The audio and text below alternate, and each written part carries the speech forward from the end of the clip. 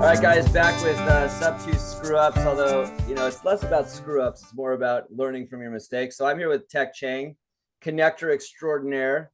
He also STR manager, does it all. So Tech, what's your story? How'd you get into the business of real estate? Oh, and long story short, became an accidental landlord back in 05, 06. Learned how to basically property manage because I bought the property so high and then crashed, right? Went through that and then really didn't get into fix and flips and real estate investing until about 2017, 2018. Got in sub two in 2020 early on, left my W-2 6 months later in November 2022, and went in full time to be an investor in sub and with sub two. And so now, what's your main focus now? You said you're managing STRs. You're helping people with lending too. Yeah, so I have two businesses. I have two sets of partners. One is the connector business where we help we get deals sent to us. We try to help find the money, but we have to underwrite the deal and underwrite the borrower, obviously. Go through that process. That's part of the Gator family that Pace has. Uh-huh. And the other business is short-term, mid-term rental management. So you're connecting people. You're helping people who are looking for lenders, or you're helping the lenders find the deals find the lenders, or both. Pretty much, yeah, both. Like we're basically being the middleman. We have people that want to lend, they have cash, they have money. And then we have people that have deals, right? Like that's what their sub two community is. They have deals, and we're also gators, so there's money involved. And we just basically play connector where, people don't have time to find deals. Like could be a full-time doctor or whoever, like, lawyer. They're just busy and they have cash, but they just don't have time to go research and go through all that due diligence. So we come in and do that. So just take it all a little bit off their plate. Amazing, amazing. Now, so being in real estate, it looks like you said about 18 years now. It looks like, if I do the math. Oh, yeah, but again, not really deep dive into and learning this until probably 2018-ish. And even then it was kind of like part-time, kind of almost a side But gig. but still, you've probably seen a lot. And so you probably had some experiences that where you maybe looking back would have done things a little bit different. Maybe made a Oh, of mistake here, course. a screw up there. So what's some examples of that? Give me a story of that could educate the less experienced masses.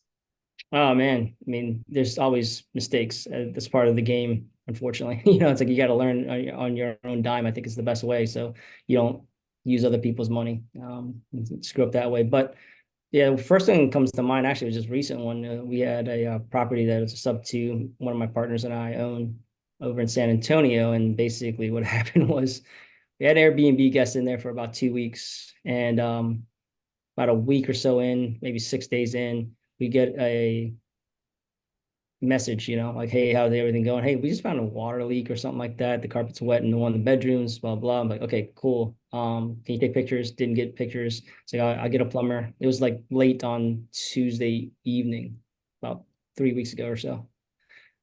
Got a plumber out there next morning, emergency plumber, right? They check a look at it. They basically said, this is a bigger thing than just a water leak. It's leaking into the carpet in either rooms. There's a hallway bath, both rooms on either side of it. The carpets got wet, the baseboards got wet, drywall obviously was wet, and so it's going to be causing mold.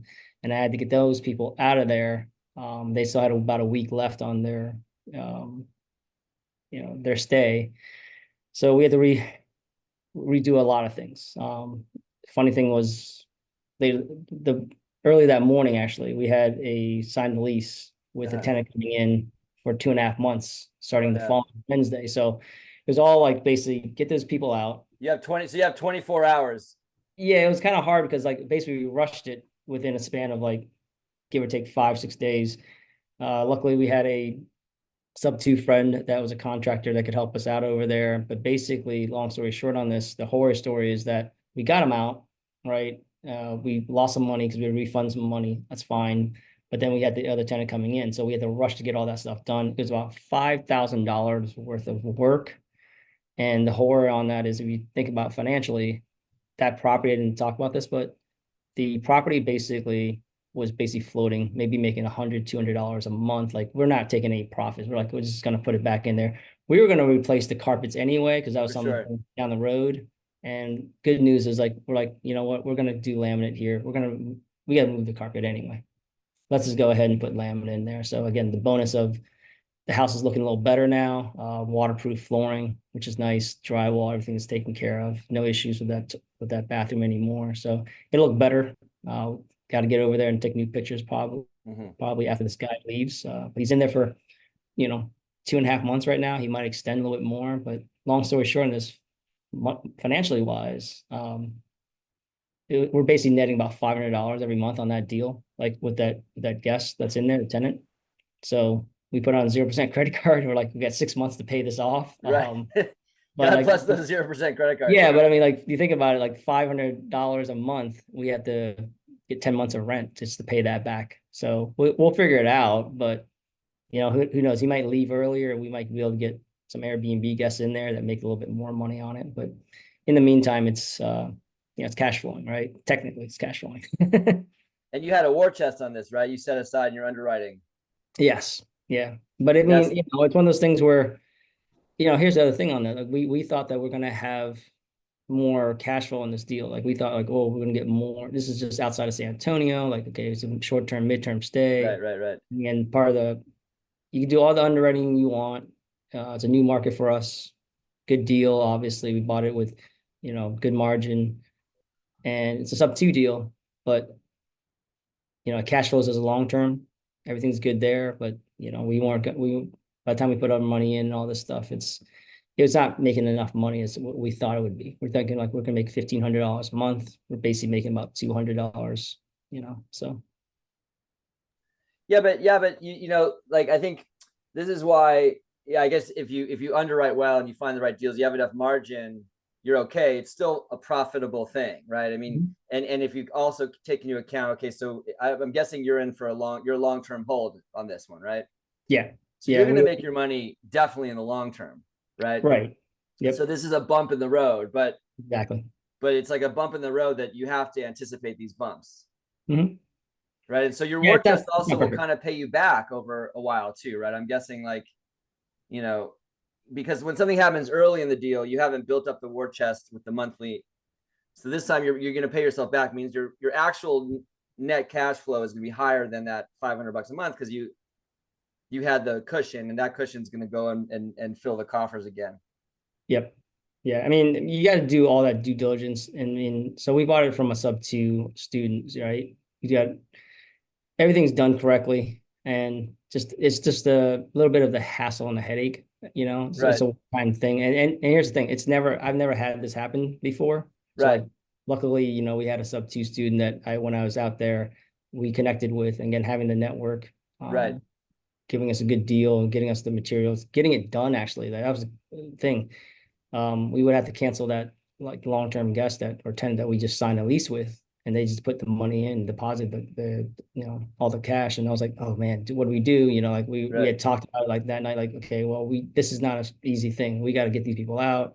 We got to get things done. Right. You think about paying for a hotel for a couple of nights, like Yeah, it's like, they're gonna stay at a hotel. They stayed there for an extra night, and then we had to reimburse a little bit more. right. Like thinking about Airbnb issues, like that was the first time. I don't know if you know this, but Airbnb is like, well, how long were they, kind of, I don't want to say displaced, but like, I guess burdened is, I guess, a Right, better right, word, right? Like, I was like, well, 2 days. They told us Tuesday. I mean, they might have been longer because they just told us Tuesday, and then right, Wednesday they stayed another night because they couldn't find a place, like, last minute, right, so to find something else, and we refunded them whatever the rest of the right, was, and then Airbnb's like, well, we had to charge you 30% of that booking, for those 2 days. I was like, oh, that's new. I didn't know that. right, But again, right, never right, had an right. issue with any Airbnbs like this. I'm kind of glad it was my property, to be honest.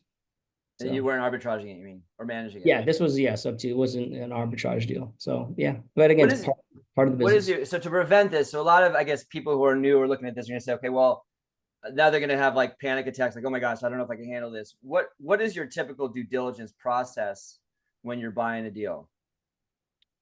Um, yeah, we look at the numbers, right? That's the key thing.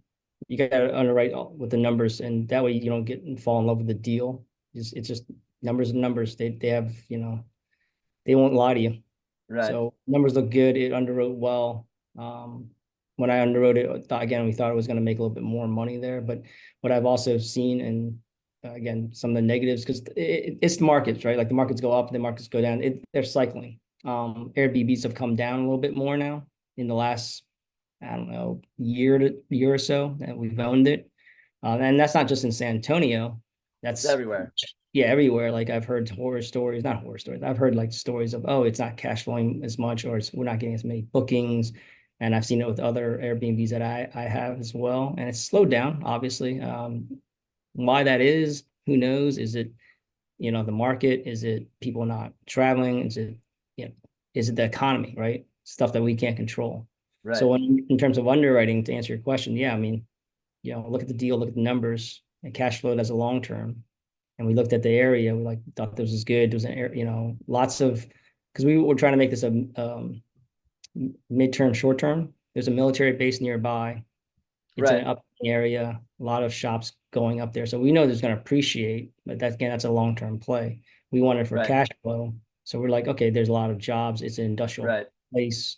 There's a bunch of Walmarts. It's near major highways, like Right. Right. Right. shops and stores. Like I'm like, people would live here. Like when Right. I underwrite, part of the reason I underwrite is like, okay, is it near the shops that I want, like the Right. Chick-fil-A's, the Costco's, Yeah. the Yeah. Right. stuff like that. And it was, and near major highways. It's right off I-35, which basically is that major highway that goes north and south from like Uh, past Dallas all the way through to like past San Antonio. okay.